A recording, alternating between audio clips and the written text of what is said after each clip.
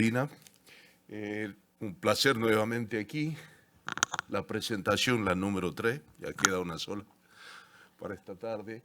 Bueno, extrasístoles ventriculares, la aproximación clínica. Hay tres grandes grupos en los cuales podemos dividir la presentación clínica de este tipo de patología arrítmica. El primer gran grupo, y el que hemos podido trabajar en los últimos 10, 15 años, es donde la extrasistolia ventricular puede generar disfunción ventricular o puede empeorar un cuadro ya preexistente de disfunción ventricular. Esto empezó hace más de 20 años, ¿sí?, por Dufy y colaboradores que demostraron que una extrasistolia ventricular frecuente puede generar disfunción ventricular. Nosotros tuvimos un paciente cero en lo que hemos llamado la saga del extrasístole ventricular, que la venimos persiguiendo hace algunos años. Este es un paciente, colega de Tucumán, fracción de eyección 36%, alta carga extrasistólica 41%, donde lo llevamos a la ablación. En ese momento hacíamos todo con metodología convencional, radioscopía. Ahí se ve en la tira B cómo va desapareciendo durante la radiofrecuencia y finalmente abajo terminado la arritmia. En este paciente que tenía disfunción ventricular, al lado izquierdo preablación y al lado derecho posablación, en 6 meses ya estaba en 50% de fracción de eyección. Esto nos llamó mucho la atención porque en la etapa de formación no habíamos visto ese fenómeno ni esta indicación, así que empezamos a recolectar algunos pacientes y con el primer grupo hicimos esta presentación también hace más de 20 años, donde localizamos un grupo de pacientes con extrasistolia ventricular frecuente, en este caso el tracto de salida ventrículo derecho, que habían generado disfunción ventricular y que revertía después de la ablación. Luego, en este metaanálisis canadiense, nos mencionaban como el primer grupo que habíamos reportado este fenómeno, con un seguimiento realmente muy largo de pacientes con estas características. Así que empezamos la famosa saga de la extrasístole, ¿sí? Empezamos a generar un grupo de trabajo multicéntrico con, bueno, los colegas en Europa, algunos en Estados Unidos, etcétera, para ver si esto realmente tenía una importancia clínica, ya en estudios con muchos pacientes y muchos centros. Así que desde el año 2008 al 2013 trabajamos recolectando pacientes, centro demás, y en el 2013 llegó la primera gran publicación sobre esto y bueno, de ahí cada año, ahora tenemos que actualizarla porque esto ha seguido, no termina en 2021, de hecho, ahora en este año también hubo otra publicación y en los años precedentes. Con estas publicaciones y este trabajo quisimos responder a 9 preguntas clínicas, que es un poco lo que yo les quiero transmitir aquí. La primera es, ya habíamos visto que podíamos mejorar la función de estos pacientes eliminando la extrasistolia ventricular, pero queríamos saber qué pasaba con los pacientes que ya tenían una cardiopatía, un infarto, una displasia, que también tenían alta carga, y si los ablacionamos queríamos ver qué pasaba. Así que vino esta primera gran publicación sobre los cambios neurohormonales, estructurales y funcionales de estos pacientes. Y aquí encontramos que no solo mejoraban los pacientes sin cardiopatía, o sea, con arritmia idiopática, sino el paciente también con cardiopatía estructural. De ahí vemos que si el paciente tenía más de 13% de carga extrasistólica y tenía una ablación efectiva, podíamos mejorar parámetros como la fracción de eyección, la clase funcional, y en este grupo medimos péptido, y eso permitió que este trabajo fuera publicado en JACC. Es decir, no era una idea de que se tomaba mal la ecografía o bien, o el subjetivo de la clase funcional, sino que midiendo péptidos demostrábamos que mejorábamos la insuficiencia cardíaca. Bueno, y aquí surgen estos conceptos de la extrasistolia que induce cardiomiopatía, donde no hay otra cardiopatía, sino simplemente la arritmia lleva a disfunción ventricular, pero también otro concepto que es muy importante y no se lo tiene muy en cuenta, la extrasistolia que empeora una cardiopatía. Entonces el paciente ya tiene una cardiopatía estructural, cualquiera sea, pero la alta densidad arrítmica genera más disfunción, con lo cual con la ablación podíamos mejorar la fracción de eyección en pacientes de cualquier etiología. Luego esto fue, ya en los años siguientes, demostrado experimentalmente, preablación, posablación, muchos grupos siguieron reportando lo mismo. Acá este cuadro quiere mostrar una relación entre la carga y la fracción de eyección. Cuando hay más carga, la fracción cae, y si uno elimina acá en el punto de ablación, bueno, mejoran ambos. Así que primera respuesta era que podemos mejorar a todos los grupos. La segunda, algo que se ha discutido mucho, ¿cuál es la carga en la cual necesitamos para tener el impacto? La carga extrasistólica resucitó el Holter. Ustedes saben, el Holter ha tenido una época de oro inicialmente, luego fue desacreditado por algunos estudios donde se mostraban que el paciente podía no tener o muy poco o nada en el Holter y luego hacer una muerte súbita. Bueno, ahora el Holter sirve para ver la carga de extrasistólico, que es el porcentaje que tiene un Holter de 24 horas.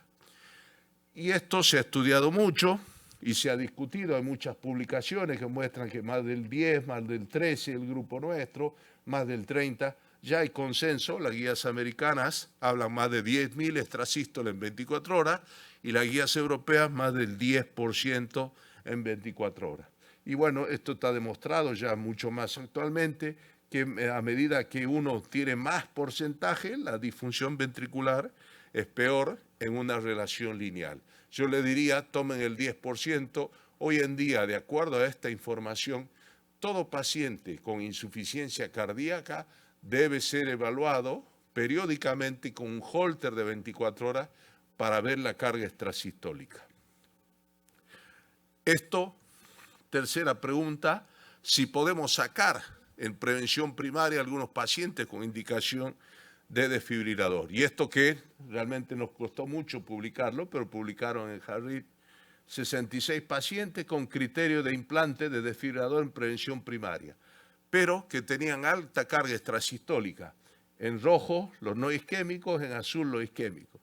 Y vean, de un número inicial de 55 no isquémicos, terminamos en 23 con indicación de desfibrilador. Y de 11 isquémicos, solamente uno al cabo de 12 meses. Es decir, sacamos de la indicación primaria a este grupo de pacientes, simplemente eliminándoles la extrasistolia ventricular con la ablación. Cuarta pregunta, si podemos mejorar la respuesta a la resincronización. Todos ustedes saben que lo ideal es que esté estimulado en más de un 95% para ser un paciente respondedor y demás. Pero bueno, todos tenemos pacientes con la resincronización, pero alta carga extrasistólica. Bueno, en esto también demostramos que podía haber una respuesta muy favorable si eliminamos la extrasistolia y podemos convertir un no respondedor en respondedor o mejorar los parámetros clínicos. ¿Cómo sabemos qué paciente va a responder? Tenemos algunos datos, ¿sí? Uno, ya les dije, la carga extrasistólica, ¿sí? En este trabajo fue el 17, se toma el 13 en el primer trabajo publicado, pero podemos decir el 10. Si el diámetro no está muy dilatado y el QRS basal no es tan ancho, tiene menos de 130, no el de la extrasístole, el QRS sinusal, bueno, esos son los más respondedores. De hecho, es lo que se demostró, que hay una relación indirectamente proporcional. Mientras más ancho el QRS, menos posibilidad de respuesta. Pero si el QRS basal no está tan ancho, ese paciente puede responder. Y finalmente mostramos que con esto podíamos impactar en la mortalidad. Y en esta también publicación, liderada por el doctor Berrueso y nosotros, vimos que si el porcentaje era muy importante de reducción, podíamos tener impacto en la mortalidad. Y este fue el primer estudio donde se demostró que si tenemos una alta carga extrasistólica más disfunción ventricular y la revertimos con la ablación, eso puede influir incluso en la mortalidad. Esto llevó a que esta indicación sea de tipo 1, paciente con disfunción ventricular y alta carga de ablación en este gran mega documento de todas las sociedades sobre ablación de arritmias ventriculares. Entonces podemos decir que de acuerdo a esto, incluso puede haber indicación de ablación en pacientes asintomáticos con alta carga. Si uno tiene disfunción ventricular, ¿sí?, sea con fármacos o no, tenemos que indicar ablación, ¿sí? Fracción anormal sería la línea de abajo, tratamiento de ablación. Y si la fracción es normal, bueno, vigilancia si no hay síntomas, y si hay síntomas, después de fármacos podemos intentar con ablación. Y si sospechamos la famosa arritmiomiopatía, esto no sería una taquicardiomiopatía, sería una miopatía eléctrica. Bueno, para todas las arritmias es lo mismo, ver si mejora la función después de eliminar la arritmia y con eso confirmamos el diagnóstico de taquicardiomiopatía. Entonces, como conclusión en este grupo, primer grupo todavía, doctora, no me voy, es paciente con disfunción ventricular, ya hemos dicho, la extrasistolia puede inducir disfunción, puede empeorar disfunción, puede mejorar la respuesta a la resincro, podemos evitar algunas indicaciones de implante, prevención de CDI, prevención primaria, y todos debemos evaluar, y esto ya es una indicación, la carga extrasistólica en los pacientes con disfunción ventricular, por la probable mejoría que podemos tener. El segundo gran grupo, y es un poco lo que nos habían pedido, bueno, ¿a quién indicamos ablación con extrasistolia que no sea el primer grupo? Bueno, si son sintomáticos, refractarios a fármacos, cuando no se toleran los fármacos, no se desean. En realidad, la respuesta farmacológica a estos fármacos suele ser muy, muy pobre, o con los fármacos se empeoran porque generan más bradicardia los fármacos, con lo cual hay más extrasistolia.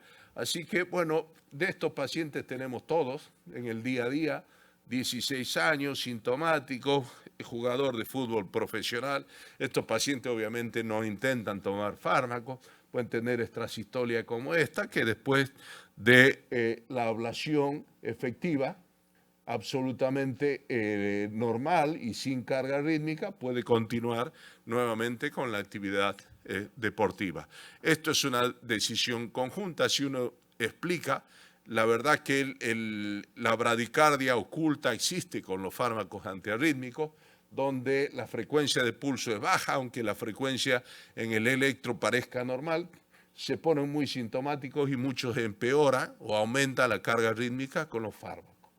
Y el tercer grupo, que esto sí es mucho más infrecuente, donde, bueno, alguna extrasistolia puede generar estos cuadros de fibrilación ventricular o de taquiarritmias ventriculares rápidos y demás, donde si uno confirma que puede encontrar la extrasístole y en todas estas síndromes puede haber alguna extrasístole responsable, vean esta publicación, ¿verdad? Algunas son del tracto de salida, del derecho, banda moderadora, del Purkinje, bueno, que se han localizado estas extrasistolias que generan o inician ventriculares, bueno, eso es una indicación también de ablación, aunque la mayoría de estos pacientes van a tener de backup un desfibrilador.